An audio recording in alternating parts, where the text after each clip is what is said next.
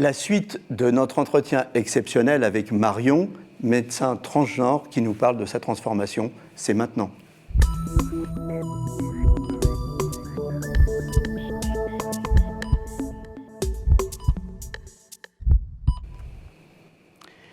Il y a un an, on recevait le docteur Tuduri, médecin urgentiste spécialiste de la prise en charge de la douleur, qui nous parlait de sa transsexualité avec son double regard de praticien et de femme en devenir. La semaine dernière, on a détaillé avec vous, Marion, le détail médical de l'opération. Ce n'est pas le médecin à qui on va parler, mais c'est à la femme que je vais poser des questions. Comment ça va d'abord ? Eh bien, ça va bien. Ça va bien, vous avez l'air. Hein. Oui, je vous l'ai dit, oui, je vous l'ai dit, vous avez l'air épanoui. Ça va bien. Je vous l'ai dit en préparant l'émission. Oui, et puis tout à l'heure, puis la semaine dernière, et puis...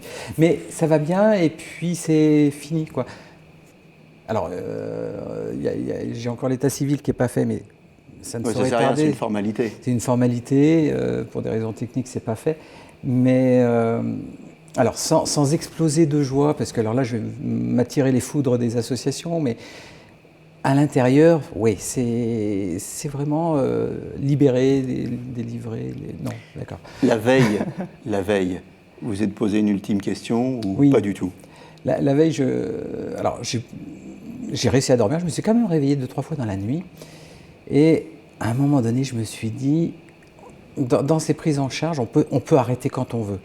Si on ne se sent pas, on peut arrêter vraiment quand on veut, quitte à revenir plus tard, ou arrêter définitivement la transition.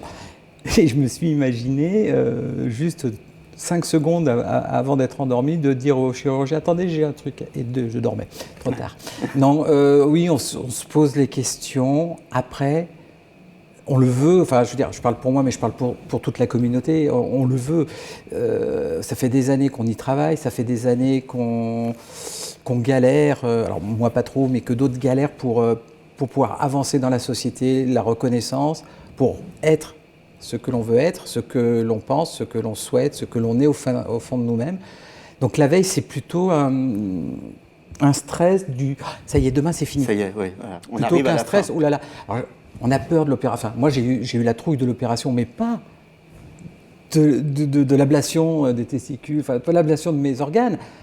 Oui, vous avez eu la trouille de l'opération comme chacun qui va se faire opérer des complications. Bon, j'espère que ça va bien se passer, que j'aurai pas mal. Enfin, bon, des choses classiques, des choses comme ça. Des questions classiques qu'on se pose quand on va faire une opération. Mais j'avais aucune peur que l'opération se passe mal sur le plan technique, sur le plan du style on se réveille, ah ben on n'a pas pu le faire, on vous a tout laissé en chantier. Non, j'avais pas peur de ça. En plus, j'avais confiance dans l'équipe, le chirurgien, enfin toute l'équipe qui sont formidables. Je l'ai dit la dernière fois, mais je le redis parce que ils le méritent tous. Et non, au contraire, c'est plutôt, c'était assez dans ma tête, j'étais plutôt calme. Alors, sereine. Oui, sereine. Sereine. Alors sereine parce que bon, c'était la fin en fait d'un parcours. Après, on va dire que c'est aussi le début d'une nouvelle vie. On va en parler, mais c'est la fin d'un parcours. A posteriori, vous diriez quoi? Qu'il a été long, plus difficile que prévu, éprouvant ou magnifique? Alors, long, ou tout à la fois. Oui, mais avec un démarrage un peu long aussi, je suis un peu diesel sur les bords. Difficile pour moi, non, ça a plutôt roulé, lentement, mais sûrement, tranquillement, à mon rythme. Au rythme de l'évaluation. Ça a été combien de temps en fait ce parcours? J'avais dit 4 ans et demi, je m'étais trompé. L'année dernière, c'était 3 ans et demi, donc j'en suis à 4 ans et demi, 5 ans. Oui.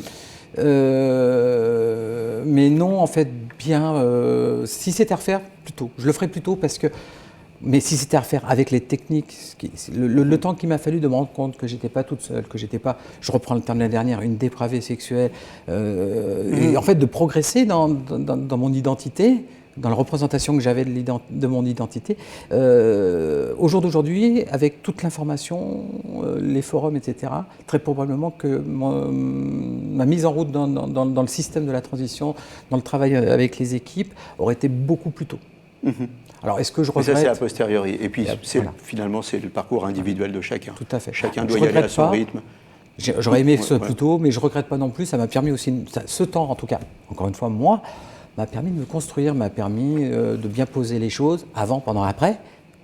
Alors, qu'est-ce qui a changé aujourd'hui? tout et rien à la fois. Vous m'avez dit, j'ai pas changé de Non, personnalité. j'ai pas changé de personnalité. La chirurgie est faite, mais à l'intérieur, dans ma tête, c'était déjà joué en fait. Les annonces avaient été faites, tout le monde, enfin en tout cas sur le plan professionnel, entourage, m'appelle par mon prénom, me considère comme une femme, me genre au féminin, sauf les gens qui sont, c'est plus compliqué pour certains parce que c'est pas simple. Et puis donc, mais c'est pas grave. Et pourtant, vous m'avez dit, il va falloir que j'apprenne à devenir une femme. Aussi. J'ai tout à apprendre en fait. Enfin, je pense Alors que. c'est quoi ça, j'apprenne à devenir une femme? Je le dis, mais en fait, je sais pas. Oui. Non, c'est. Parce qu'en fait, vous êtes une femme, et puis parfois vous vous comportez Voilà, encore comme un mec. Un voilà, j'ai des blagues graveleuses. Mais ça, tous les médecins ont des blagues graveleuses, y compris il y a les femmes, non? Il y a des femmes médecins qui sont quand même plus soft que moi. Non, mais oui, il faut que j'acquière une certaine féminité, mais sans rentrer par contre dans la caricature. Hein, j'ai dit que je ne changeais pas de personnalité, donc mon stress, ma manière d'être, ma manière de courir, ma manière de courir, d'aller vite. Mais en fait, c'est imperceptible. Moi, je vais vous dire ma perception. L'année dernière, on vous a vu, cette année, je vous revois. Vous n'avez pas vraiment changé, et pourtant, tout a changé. C'est-à-dire que je vous vois heureuse déjà, oui. Et puis je vous vois femme. Et l'année dernière, je vous voyais moins femme. Je ne sais pas comment je peux expliquer ça. Aujourd'hui, je vous vois très épanouie et très femme. Et je ne sais pas ce qui a changé, parce que peu de choses ont changé. Si on prend une photo de l'année dernière et une photo d'aujourd'hui, elles sont assez similaires, et pourtant, vous n'êtes pas la même. Alors c'est difficile à expliquer, effectivement. Alors moi, j'ai eu un craquage pendant l'hospitalisation. Tout ce que j'avais retenu, parce que j'ai quand même beaucoup laissé courir les choses sans trop prendre, en prenant sur moi pour pas justement être touché par les difficultés qu'avaient les autres de m'intégrer en tant que femme. Et j'ai aussi eu ce craquage après l'opération, 3 jours après. Pleurer comme une madeleine. Bon, bah voilà. C'est le blues postpartum. Postpartum du conformateur. Non, mais c'était après le conformateur. Mais je pense que ça m'a permis aussi de vider des choses. Ouais. Alors, je ne saurais pas le dire. D'évacuer tout ce que vous aviez retenu. Et puis aujourd'hui, c'est pour ça que vous avez l'air épanoui. Et puis j'ai 2 mois d'arrêt aussi. Ah oui, c'est parce que vous revenez de vacances. Vous voyez, je voilà, pourquoi aussi. Ça doit être ça. Non, mais oui. Bon, et Bruno alors? Alors Bruno disparaît. C'est que Bruno a construit Marion. Marion doit beaucoup à Bruno. Alors encore une fois, c'est propre à moi et toutes les personnes trans. Vous ne voulez pas le tuer, Bruno, hein. Il fait partie de vous, toujours. Toujours. Et j'ai revu des photos de moi il y a quelques années, donc où j'étais bien garçon avec la bonne barbe. Et j'ai eu de la nostalgie quelque part. Alors, pas de tristesse, je suis contente d'être qui je suis, j'ai pas de regrets. Vraiment pas de regret. En fait, quand vous dites j'ai eu de la nostalgie, c'est parce que Bruno, c'était votre jeunesse. Vous n'avez pas la nostalgie d'être un homme, vous avez la nostalgie de votre jeunesse, comme tous les gens qui vont retourner des années 80 et puis qui écoutent la musique de leur jeunesse, c'est ça, non? Oui, on peut dire ça. Allez, on va dire ça comme ça. Je pense que c'est un peu plus fin. C'est pas que ça, quand même. Non, mais c'est compliqué, oui. J'avoue que je suis encore pas en train de chercher, mais oui, j'ai des questionnements, mais des bons questionnements. Voilà, il y a 2-3 ans, quand j'ai attaqué, les questionnements, est-ce que je suis bien sur ma voie, est-ce que je me trompe pas, etc. Même l'année dernière où tout n'était pas encore joué, puisque Work in Progress, pardon, trouble de mémoire, c'est les anesthésies.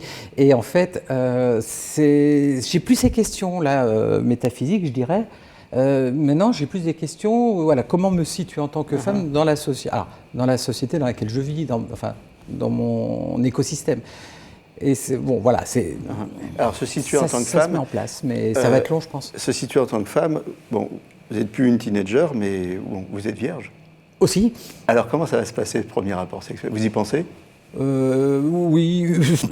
Appréhension. Oui, appréhension. Comme une gamine, en fait. Hein. Oui, je pense que. Alors, en plus, j'ai un enfant, un garçon, donc j'ai pas une fille, je peux même pas en discuter avec elle. Je suis plus avec mon ex, je peux pas lui en parler avec elle. Donc, mais effectivement, je pense qu'il y a de l'appréhension de comment va se passer la première fois. Je sais pas ni quand ça va se passer. Ouais, ni quand, ni avec qui, ni comment. Voilà, et je suis un peu inquiète de.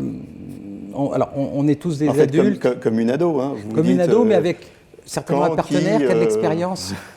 Et donc, j'ai un peu peur que ça aille trop vite, trop fort, trop loin, sans aucun jeu de mots. Ouais. Mais quand même. Et que ça fasse pas du bien en fait. Voilà, Bien sûr. mais je pense qu'on veut toutes, même les ados, que la première fois soit le prince charmant. Voilà, je pense que j'ai un petit peu ça en tête aussi quelque part. Je peux pas l'affirmer, mais tant que c'est pas fait, c'est pas fait. On a tous ça. Alors, à l'avenir, quand vous allez rencontrer quelqu'un, un nouveau collègue de travail, ou alors des amis en vacances qui ne connaissent pas votre histoire, vous n'êtes plus à Roanne, voilà, qu'est-ce que vous allez leur dire? Est-ce que potentiellement, d'emblée, vous allez parler de votre histoire d'être transparent et d'annoncer la couleur, ou est-ce que vous allez plutôt attendre de voir quelle tournure ça prend? Comment vous allez faire? Alors c'est compliqué. Je suis une femme maintenant, je ne suis plus en chantier, je ne suis plus en transition. Mais mon passé, c'est mon passé. Ma voix, c'est ma voix. Mon vous physique... n'avez pas une voix d'homme aujourd'hui. Oui, certes, mais c'est pas parfait. Pour poser la question autrement, est-ce que vous allez vous présenter comme une femme pour pouvoir vivre pleinement comme une femme, ou est-ce que vous ressentez l'obligation à vie de dire à tout le monde bon, Non, si la question se pose, je répondrai à la question. Si la question ne se pose pas, je ne le dirai pas. Au moment de ma transition, du démarrage de ma transition, mes patients étaient informés, par exemple, et j'ai arrêté de le dire maintenant. Quand je vois que ça tique, que je vois qu'ils se posent des questions, éventuellement, j'arrive à le caser. Mais c'est pas la priorité. Avant, c'était la priorité de le dire. Puis en fin de compte, c'est pas nécessaire. Mais même dans la vie de tous les jours. Alors, sauf si vous vivez une histoire d'amour, là. A priori, oui, parce que c'est au moins respectueux de la personne que j'aurai en face de moi. Après, est-ce que c'est une nécessité? Je pense pas. Et ça va dépendre de tellement de variables. Ça va être au feeling. Ça va être, je le dirai ou je le dirai pas. Je sais pas. Je ne sais pas plus que la dernière fois qu'on en a parlé. Ça avance pas vite.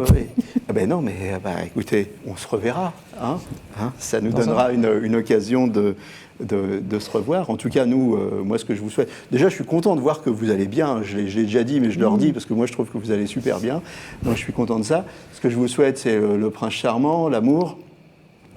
Comme la dernière fois. C'est ce qu'on souhaite à tous. Le prince charmant, l'amour. Voilà.